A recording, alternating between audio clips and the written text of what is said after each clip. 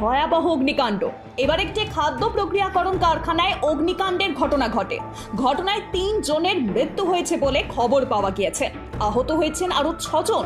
সূত্রের খবর, শনিবার ভোর 3টে নাগাদ উত্তর দিল্লির নরেলা অঞ্চলের একটি খাদ্য প্রক্রিয়াকরণ কারখানায় এই ভয়াবহ অগ্নিকাণ্ডের ঘটনাটি ঘটেছে। জানা গিয়েছে, যখন এই অগ্নিকাণ্ডের ঘটনাটি ঘটে সেই সময় ওই কারখানায় কাজ করছিলেন 9 জন শ্রমিক। খবর পেয়ে শ্যাম কৃপা ফুডস প্রাইভেট লিমিটেড নামে ওই কারখানায় পৌঁছয় পুলিশ। এরপর সেখান থেকে 9 জনকে উদ্ধার করে হাসপাতালে নিয়ে যায় পুলিশ। হাসপাতালে 3 জনের মৃত্যুর খবর সামনে আসছে, বাকিদের চিকিৎসা চলছে। এই ঘটনায় পুলিশের প্রাথমিক অনুমান, পাইপ থেকে গ্যাস লিক করে এই অগ্নিকাণ্ডের ঘটনাটি ঘটে। ঘটনার পর এক পুলিশ আধিকারিক জানিয়েছেন, প্রথমে গ্যাস লিক করে আগুন লাগে, এরপর কম্প্রেসার অতিরিক্ত গরম হয়ে গিয়ে বিস্ফোরণ ঘটে, যার ফলে 3 জনের মৃত্যু হয়েছে। ঘটনায় একটি মামলা দায়ের করেছে পুলিশ। শুরু হয়েছে তদন্ত। জানা গিয়েছে, এখনো কারখানাটিতে ধ্বংসস্তূপ সরানোর কাজ চলছে। প্রাথমিক তদন্তে পুলিশের অনুমান, পাইপ থেকে গ্যাস লিক করে আগুন লেগে থাকতে পারে। সাধারণত মুগ ডাল ভাজার জন্য ব্যবহৃত বার্নারগুলোতে ওই গ্যাস সরবরাহ করা হতো। এই ঘটনায় এক পুলিশ আধিকারিক জানিয়েছেন, আগুন ছড়িয়ে পড়ার সঙ্গে সঙ্গেই কম্প্রেসার অতিরিক্ত গরম হয়ে গিয়ে বিস্ফোরণ ঘটে। জলে ডুবে গিয়েছে বন্ধু, আর তাকেই বাঁচাতে গিয়ে মৃত্যু হলো আরো 4 জনের। ভারত থেকে রাশিয়াতে ডাক্তারি পড়তে গিয়েছিলেন তারা। মৃতদের নাম হর্ষল অনন্তরাও দোসালে, জিসান আসপাক পিঞ্জারি এবং জিয়া ফেরোজ পিঞ্জারি এবং মালিক গুলাম গোস মোহাম্মদ ইয়াকুব। এর মধ্যে জিয়া এবং জিসান ভাই বোন। তারা সকলে নভগরড স্টেট ইউনিভার্সিটির পড়ুয়া ছিলেন। জানা গিয়েছে, ঘটনার সময় ভিডিও কলে কথা বলছিলেন জিসান। বিকেলবেলা নদীর ধারে হাঁটতে হাঁটতেই কথা বলছিলেন। আচমকাই পড়ে যান নদীতে। জিসানের আশেপাশেই ছিলেন অন্যান্যরা। তাকে নদীতে ডুবে যেতে দেখে সকলেই ঝাঁপ দেন নদীতে, কিন্তু শেষ পর্যন্ত নদীতে ডুবে মৃত্যু হয় 4 ভারতীয় পড়ুয়া। নিশা ভূপে সনওয়ার নামে আরও এক পড়ুয়া ঝাঁপ দিয়েছিলেন নদীতে, তবে তাকে উদ্ধার করা গিয়েছে। আপাতত চিকিৎসা চলছে তার। বিশ্ববিদ্যালয় কর্তৃপক্ষ তার চিকিৎসার দিকে নজর রাখছে বলে খবর। জানা গিয়েছে, মৃতদের সকলের বয়স 18 থেকে 20 বছরের মধ্যে। লোকসভা ভোটের ফলাফল বেরিয়ে গেছে। বাংলায় বিপুল সংখ্যক ভোট পেয়েছে তৃণমূল কংগ্রেস, কিন্তু ভোট পরবর্তী হিংসা যেন থামারই নাম নেই। ভোট পরবর্তী সন্ত্রাসে ফের উত্তপ্ত হলো সন্দেশখালী। এক বিজেপি কর্মীর বাড়িতে চড়াও হয়ে তার পরিবারকে প্রাণনাশের হুমকি দেওয়ার অভিযোগ উঠেছে। বাড়ির বাইরে রাখা ওই বিজেপি কর্মীর গাড়ি ভাঙচুর করে পুকুরে ফেলে দেয় দুষ্কৃতীরা। তৃণমূলের বিরুদ্ধে অভিযোগের আঙুল তুলেছে বিজেপি, তবে অভিযোগ অস্বীকার করেছে তৃণমূল।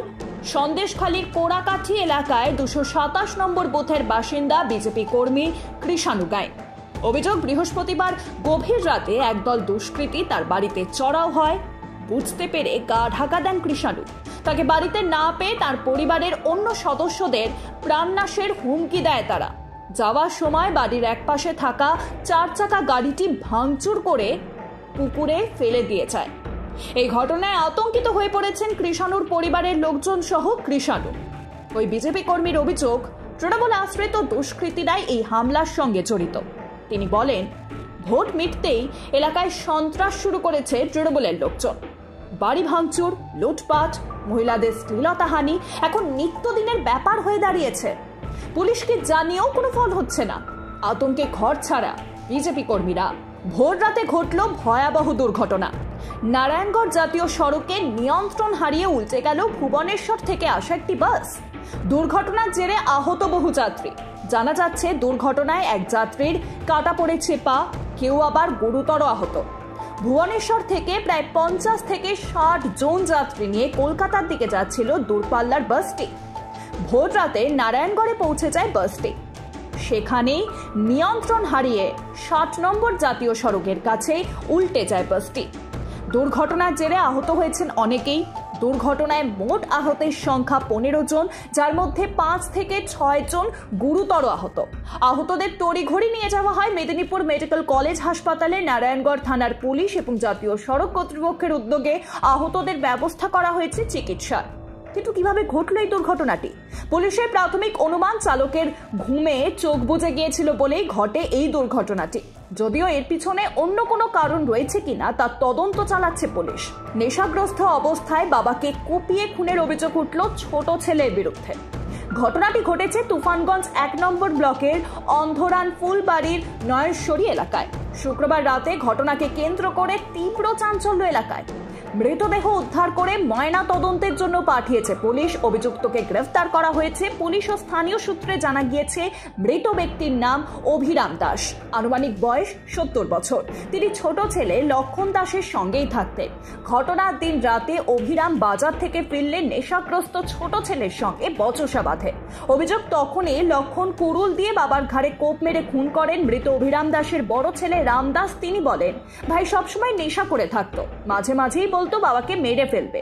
বাবা বাজার থেকে আসার পর কোপ মারে। আমি গিয়ে দেখি কুড়ুল নিয়ে বাবার দেহের পাশেই বসে আছে। আমার দিকেই কুড়ুল নিয়ে ছুটে আসে। পুলিশ অভিযোগ জানিয়েছে।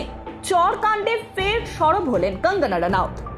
যারা এই চরকাণ্ডকে সমর্থন করে চণ্ডীগড় বিমানবন্দরের মহিলা নিরাপত্তা কর্মী কুলবিন্দর কৌরের পাশে দাঁড়িয়েছেন, তাদের প্রতি বিষ উগড়ে দিলেন কঙ্গনা। শনিবার সকাল সকাল এক্স হ্যান্ডেলে ফের রণংদেহী মেজাজে দেখা গেল কঙ্গনাকে। কঙ্গনার স্পষ্ট জবাব, মহিলা নিরাপত্তা কর্মীকে সমর্থন করা মানে ধর্ষক এবং ক্রিমিনালদেরকে সমর্থন করা।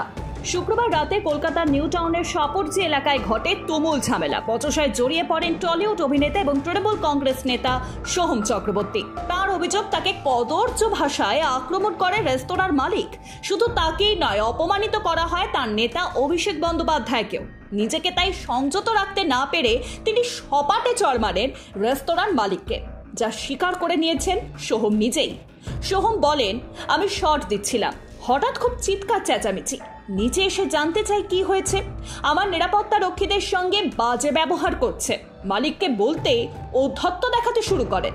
শুনলাম বলছেন কে এমএলএ আমার জানার দরকার নেই, আমাকে খিস্তি করেছেন। সব থেকে বড় কথা, অভিষেক বন্দ্যোপাধ্যায়কে বাজে কথা বলেছেন। তখনই মাথাটা গিয়েছে গরম হয়ে। বাদবাকি এমন কিছু না, তবে এমন বাজে ব্যবহারে আমরা অবাক। জানা যাচ্ছে ওই রেস্তোরাঁতে শুটিংয়ে এসেছিলেন অভিনেতা সোহম চক্রবর্তী। হঠাৎই রেস্তোরাঁর মালিক এসে বলেন গাড়ি সরাতে, জানিয়ে নিরাপত্তা রক্ষীদের সঙ্গে বাঁধে বচসা। তারপর সোহম যখন নিচে নেমে আসেন, তাকেও কদর্য ভাষায় অপমান করেন হোটেল মালিক। শুধুমাত্র তাকেই নয়, তার দলের নেতা এবং তৃণমূল কংগ্রেসের সেকেন্ড ইন কমান্ড অভিষেক বন্দ্যোপাধ্যায়কেও নাকি কদর্য ভাষায় আক্রমণ করেন হোটেল মালিক, যার জেরে নিজেকে আর সংযত রাখতে পারেননি অভিনেতা। অভিনেতা স্বীকার করেছেন তিনি হোটেল মালিককে 2-4টে চড় দিয়েছেন এবং ধাক্কাও মেরেছেন। পরিস্থিতি উত্তপ্ত হওয়ায় খবর পেয়ে তড়িঘড়ি সেখানে পৌঁছয় বিধাননগর কমিশনারেটের টেকনোসিটি থানার পুলিশ। অভিযোগের ভিত্তিতে বিধাননগর পুলিশের পক্ষ থেকে হোটেলের এক কর্মচারীকে থানায় নিয়ে যাওয়া হয় বলে খবর, যদিও সেই নিয়ে কোনো মন্তব্য করেননি হোটেলের মালিক।